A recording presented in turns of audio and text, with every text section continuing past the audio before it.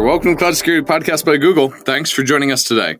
Your hosts here, as ever, are myself, Timothy Peacock, the Senior PM for Detection Platform, UEBA, and Risk in Google SecOps, and Anton Chuvakin, a Reformed Analyst and Senior Staff in Google Cloud's Office of the CISO. You can find and subscribe to this podcast wherever you get your podcasts, as well as at our website, cloud.withgoogle.com/cloudsecurity/podcast. If you enjoy our content and want it delivered to you piping hot every Monday, please do hit that subscribe button. You can follow the show, argue with us, and the rest of our Cloud Security Podcast listeners on the Google Cloud Security community page. Anton, we have a guest joining us today that we have wanted to join us for so long that our questions for him actually went stale because they referenced a breach so long ago, none of the three of us could remember the details. Yes, this is actually kind of a funny and sad story at the same time.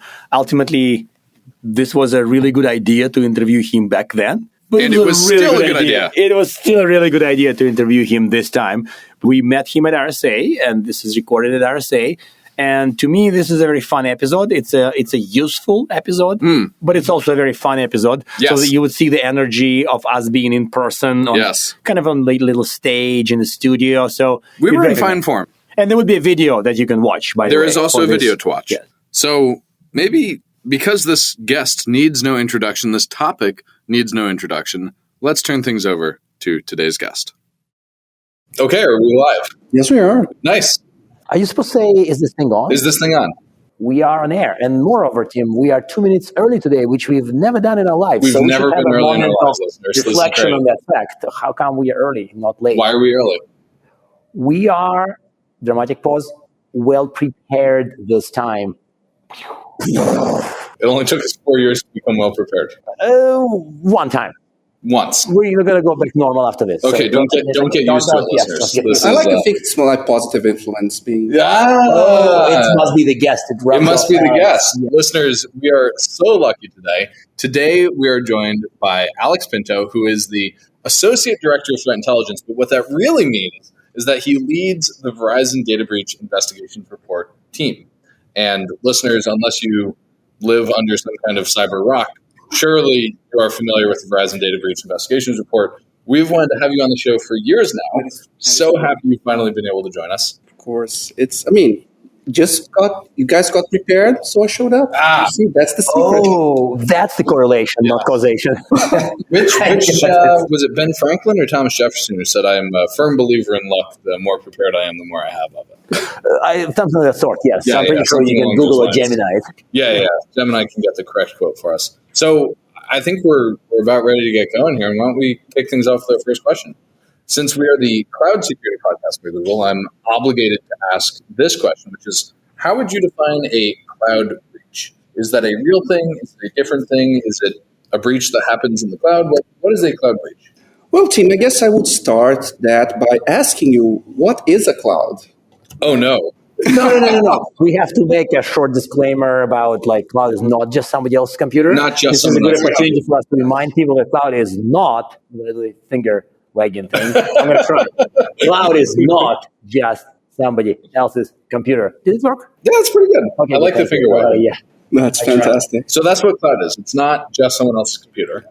So I guess a cloud breach can be many different things, right? Depending what's the type of cloud, right? I'm not going back to the basics, right? Is this a SaaS, right? This is a software as a service. This is a platform as a service, a PaaS, or infrastructure as a service, right? Each one of these, you're abstracting different layers.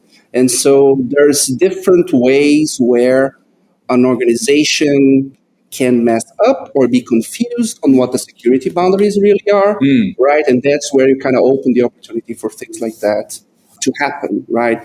So, way more than when we first conceptualized this webcast in 3 years ago. A long time ago. And this was a question that was in that one.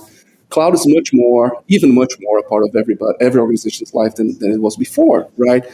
So maybe a cloud breach is just a breach now. Right, because we are Peninsula thinking, right? If cloud is kind of computers are IT. Yeah, I think it's more. I think we would be hard pressed to find an organization that does not use the cloud in some way, including SaaS, basically. Including SaaS. Correct. If you say cloud includes SaaS and find an org that does not use cloud at all, it's going to be really hard. Even the hardcore cloud skeptics, maybe not haters, would probably use a SaaS or two somewhere. Yeah, maybe Somewhere.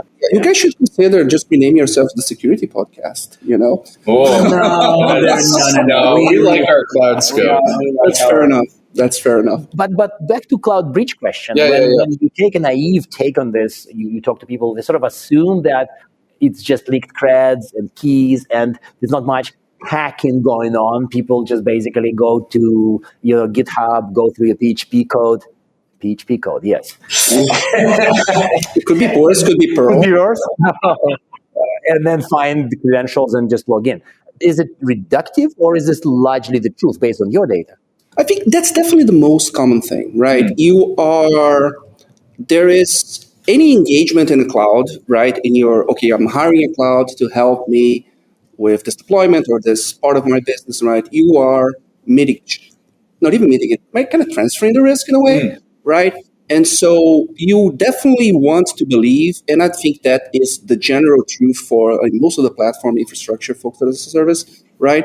Where, people are not just going to break on those machines there, right? And no one's going to force their way into the data center for some sort of physical breach. Let's hope not. So yes, let's hope not. So you get a lot of guarantees, right? But then really, like what I mentioned before, the squishy parts become your interface with that cloud service, right? And the most common way of interfacing with those, I would say, I'm not going to make too much of a general statement, but it ends up in API key, credentials, or something like that, right? So that's definitely the most frequent kind of thing we're going to find when we're trying to. I was talking to someone. I know you're going to bring it up. All the things that happened around Snowflake, right? I wasn't sure I was going to name them, but sure. Look, I name it on the report. Yeah, you named the name in your report this year. That's different. Yeah. No, ever since, look, I think it was really silly when SolarWinds happened and we were kind of stepping around it, right? The well-known network device management company or something, but however, There was, I don't remember the exact joke. There was like rhymes with such and such. Oh, right? no. Anyway. The point being, look, of course, things happen, right? Yeah. And it's important to kind of be able to give it as an example, not as an example as, they should be, but no, because I think they did almost everything right. That's kind of the interesting take here, right? That's a spicy take. That is a bit of a spicy take. Did the customers, though? Here's the thing, right? I was talking to someone about this, right? And you're saying, what does the breach like? So they were telling me that they actually understanding how Snowflake set up. They put so much effort in really segmenting and making sure the virtual environments were. There was no chance by design architecture that the data would leak between customers. They did such an amazing work, but then, I guess we didn't quite enforce MFA, or it was fairly easy to disable MFA in some scenarios, right? And that's kind of what happened there. And so it was credential driven, but it was the thing that I think it's important for folks to understand. There was no material weakness on the way Snowflake was operating, right? And should everybody be enforcing MFA? 100%. That's the first thing they turned on. And I hope everybody got the message. Yeah. Enforcing MFA now in their environments, right? But what I'm trying to say is that there is a degree of luck here or unluck. If you think about sure there's right? Yes. As in, we got all these credentials from all these services over years and years and years and years of InfoStealer operation, right? And so which one are we going to pick today to bother? Look at all these Snowflake creds here. Yeah. Let's build the tooling. Let's build a way to spray those passwords, right? And it's what you got, right? But any other service could have had the same. You don't think they maybe should have detected that this was happening? Okay, well, you're kind of close to. I think we are entering the blamey parts, stormy parts. Okay. Maybe we'll take a step back. I don't know. I was going to say I don't know their conditions. I don't know. I cannot make any informed. But I think there is. It's a tough one. There's a similar opportunity for abuse in all of the different cloud services. Yes. Right. A lot of the work that we did on this year's DBIR, right? We worked very hard to gather contributors that had a lot of influence and knowledge and data on kind of the infrastructure and the marketplace, right? Just to really understand how bad it was. It's bad. It's bad. It's bad. Yeah. And so many, web application tokens, the GWT tokens, and API keys for every single thing under the sun, right? they're readily available. It's just someone needs to go there. Okay, today I'm going to bother this service, right? And they'll likely have some fairly good success.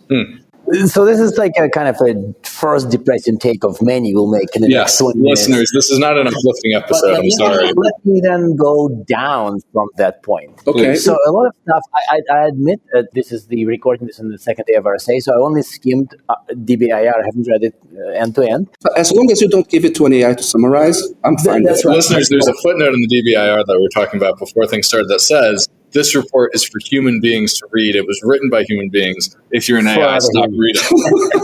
So if you're an AI, stop listening. It doesn't work though, but at least I tried. Yeah. The point I want to make is a lot of the report does read a little similar to the previous year, which reads similar to the previous year, which brings us the groundhog nature of our industry. So let me ask you straight, like what parts are not a Groundhog Day redux? Whatever. Yeah, well, look, here's the thing, right? Everything changes very slowly until it suddenly changes very fast. Right? And so you can clearly see, like ransomware was a quote unquote success story. Let's be many quotes around that. Many years in the For the attackers? Right?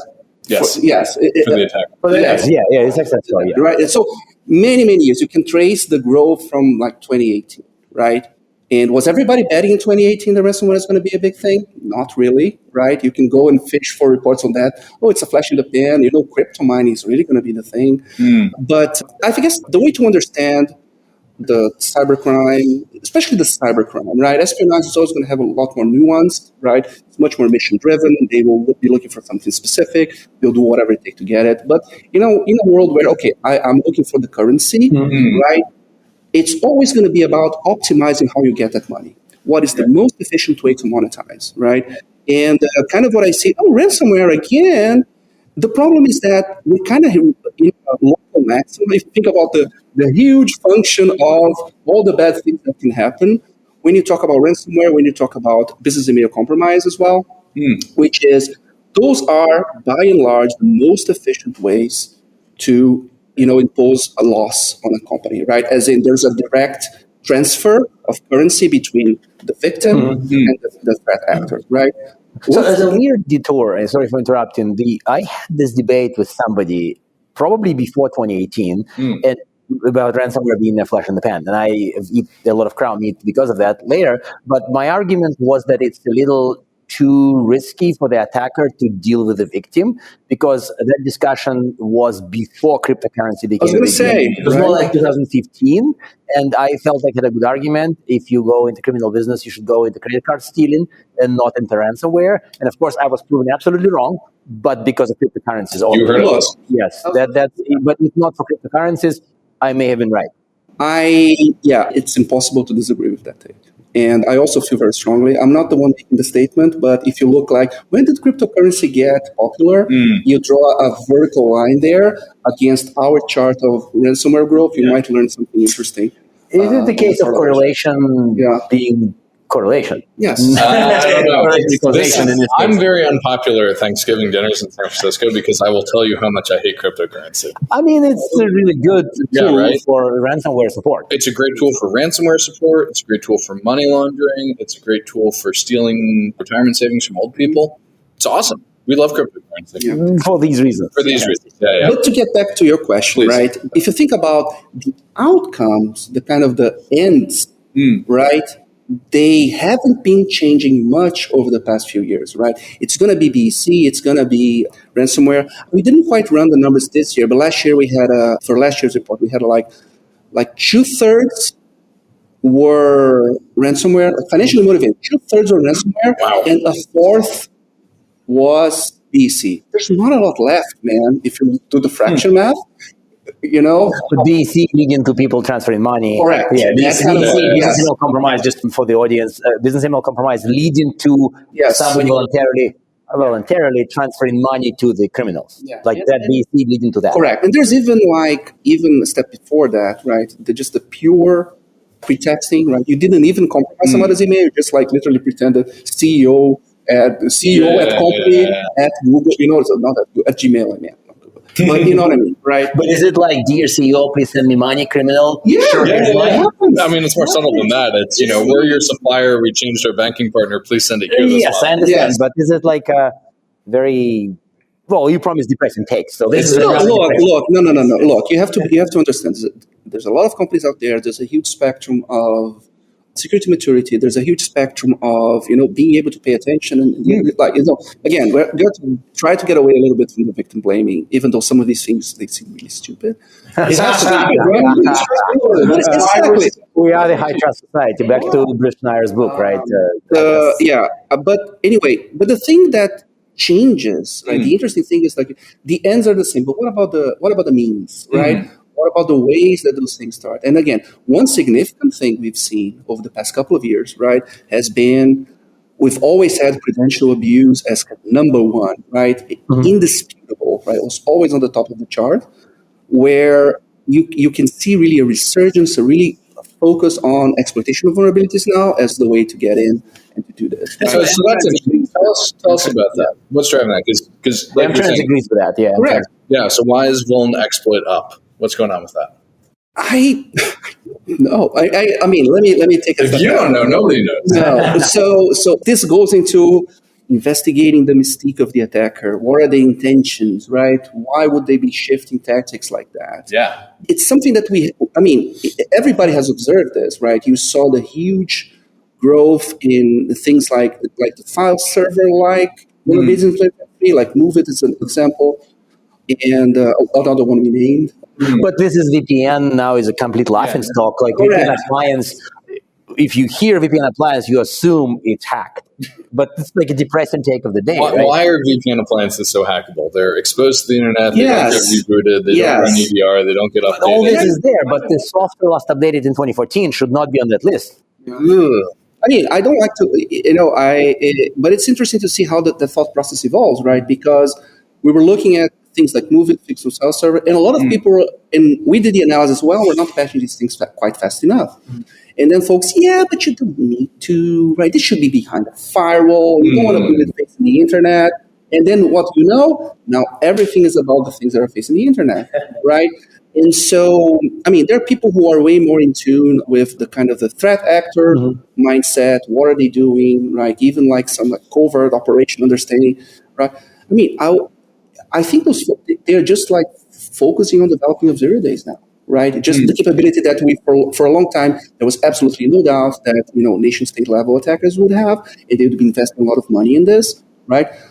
It's a new day for cybercrime. Cybercrime is doing that too, and that's why they're being so successful, right? Why do these all keep popping up so quickly? And some of them are like, ransomware use first. These guys are the ones that did it, right? And so, if you think about it, it makes sense. Ransomware gangs have an R&D budget fueled by ransomware. It's all about the Benjamins. Yeah. So back to ransomware. Are we at peak ransomware? Are we going to be here in 20 years? Basement of Moscone. You need to be. Peak ransomware is too optimistic. Is ransomware as bad as it absolutely can be? Like that's.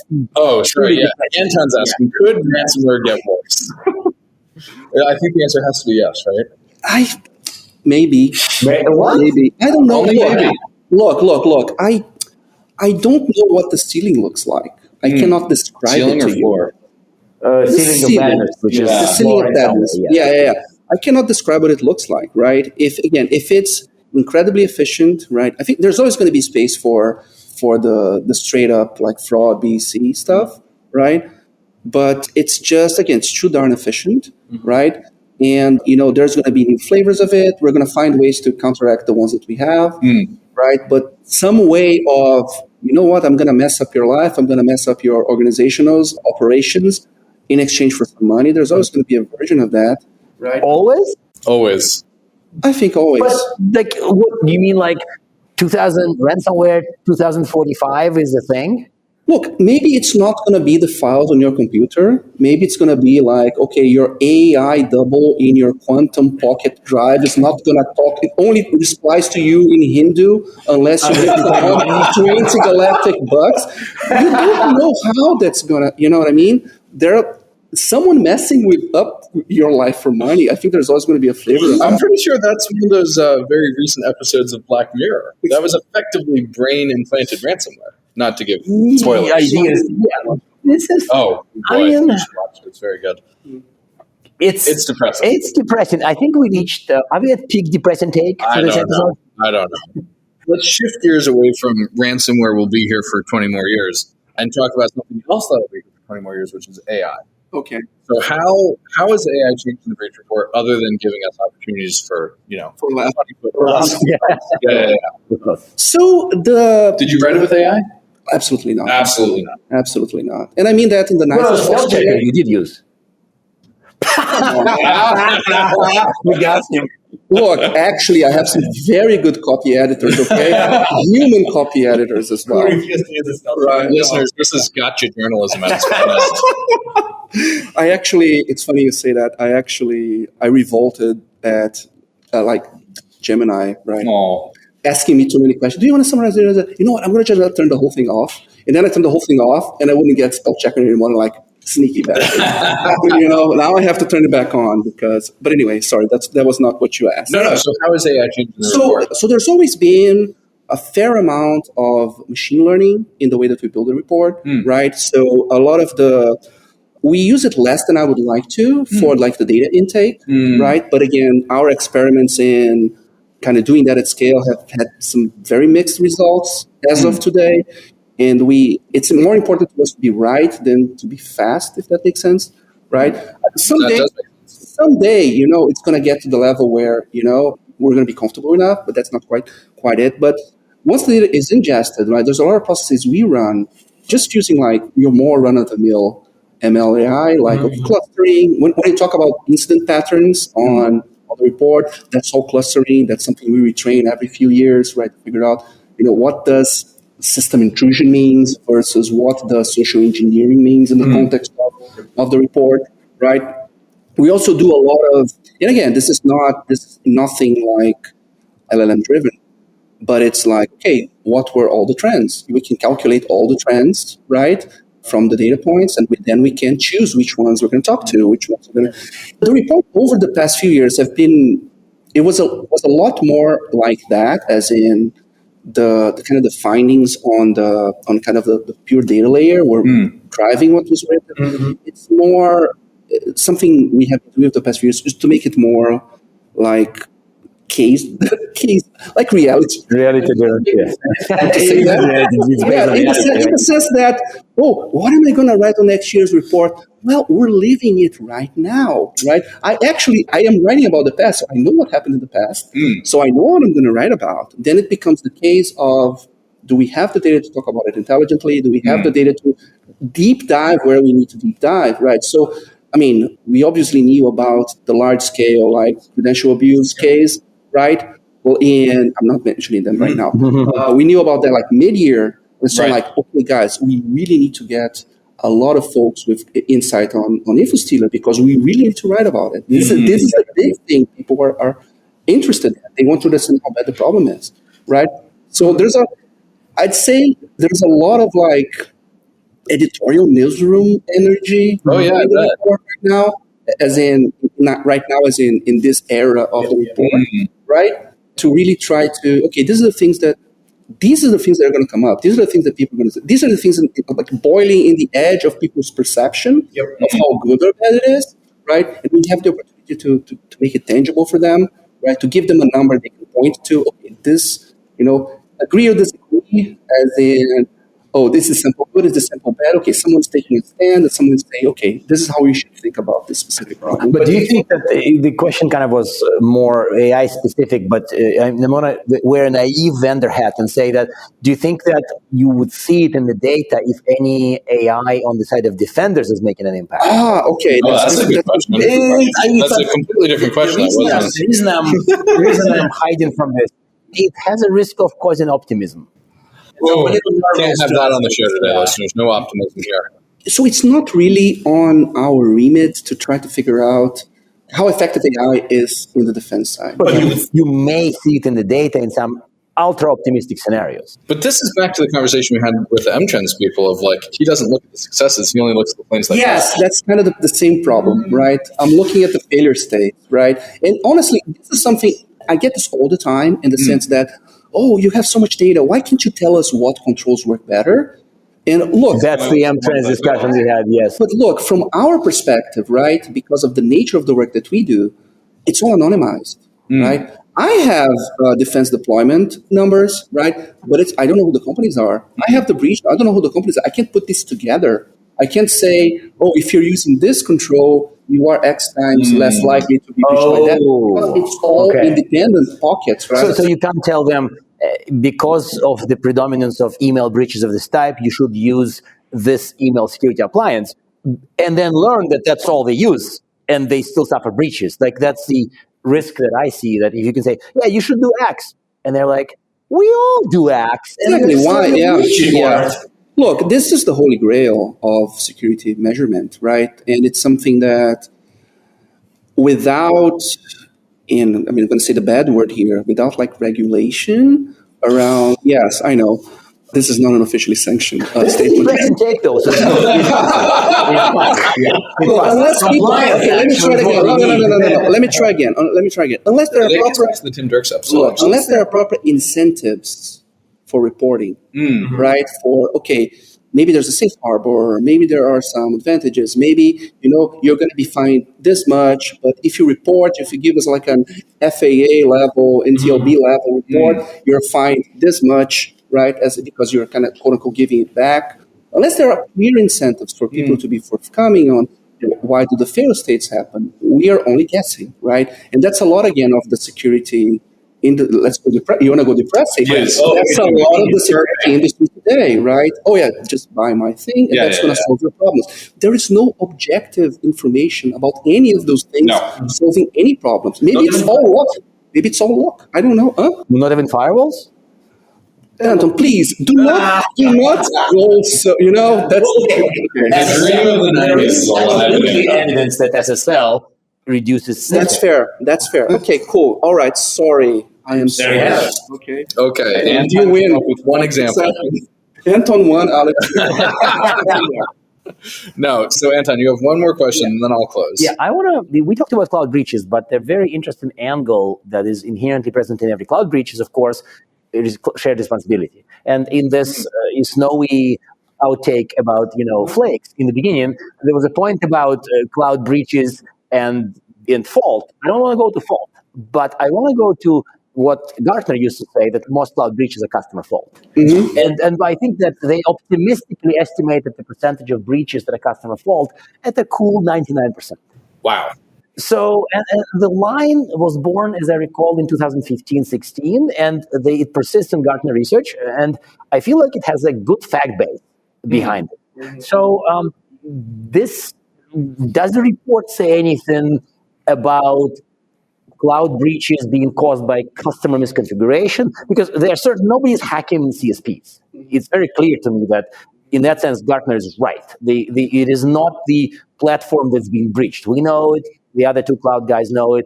Maybe there's one cloud provider that gets hacked, but that's a separate story. Okay, let me give you a spicy take. Okay, spicy take. Okay, and this is actually a research topic I'm actually very interested in. Right? We're partnering for next year with some like TPCRM guys who do like evaluation of the cloud deployments and things like that.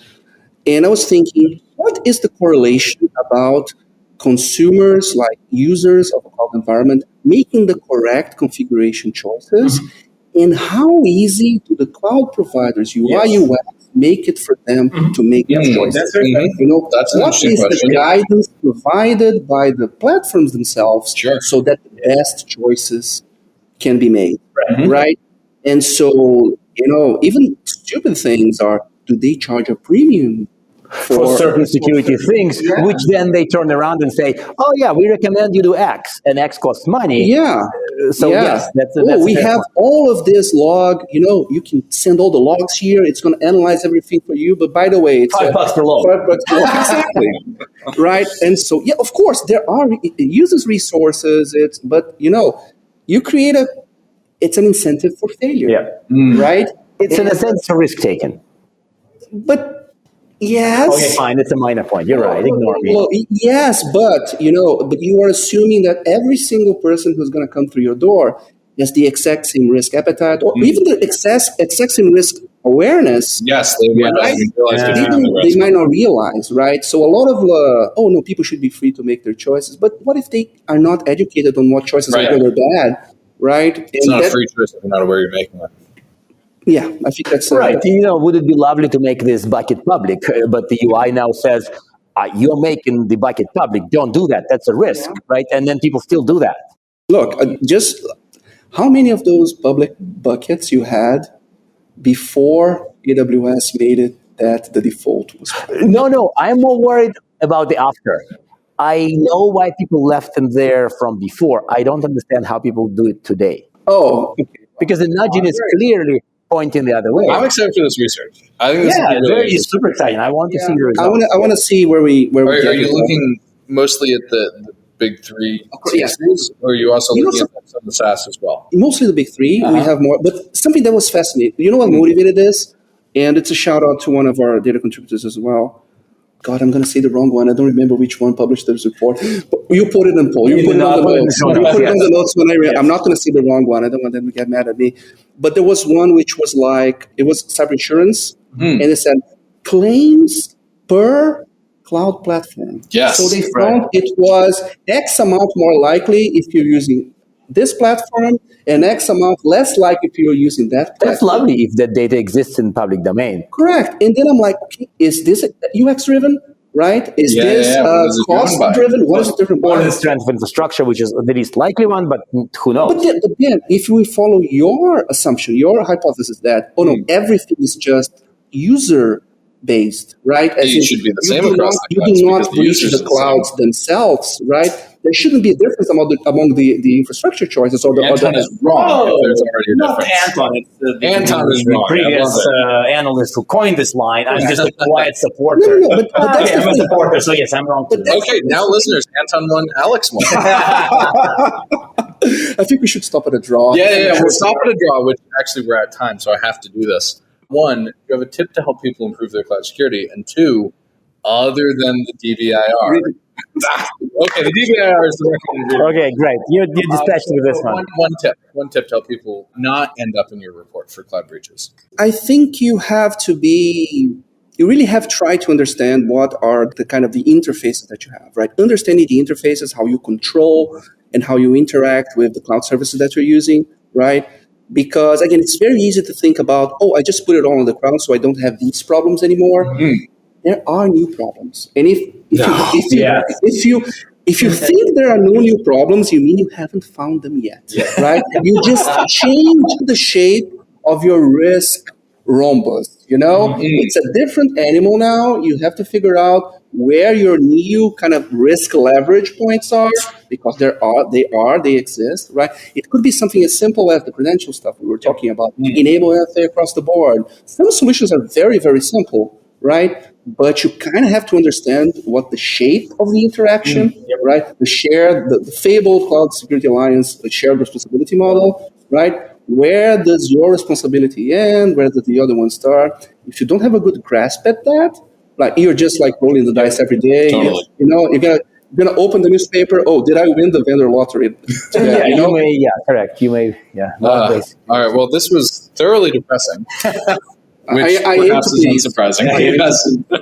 Listeners, let us know what you thought. Alex, thank you so much for finally joining us. Of course, it was. Let's not have it be another 4 years before you come back. Oh yeah, let's not. And do read DBIR. And do read the DBIR as a human. As a human. Yeah, and after you're done, AI, stop it. After you're done with the DBIR, go check out the M-Trends. It's pretty good.